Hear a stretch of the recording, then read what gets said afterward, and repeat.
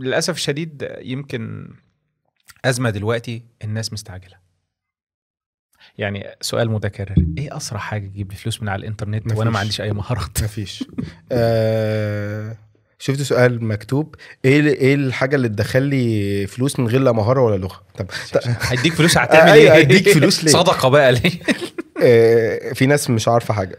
ايه الفلوس بتيجي منين؟ الفلوس بتيجي مقابل ان انت بتقدم قيمه. صح. تمام. فهو بتغير القيمه بالفلوس. فانت عندك قيمه معينه ايا كان القيمه، بتعمل ايديت، بتكتب سكريبت، عندك حرفه، موظف في حاجه، فهو مقابل القيمه اللي انت بتعملها. فانت ما ينفعش تقول بدون مهاره. انت لو ما عندكش مهاره ما حدش هيديك الفلوس. بالظبط.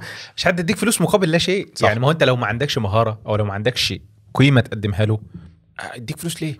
بالظبط. الموضوع انت عشان منطقي. تاخد فلوس اكتر لازم تتقل قيمتك كمان. بالظبط. يعني ازاي يعني الناس اللي بتقول ازاي اكسب $10,000، هي حاجه بسيطه. يبقى عندك قيمه تقدر تقدمها لحد يشوف ان هو يستحق $10,000.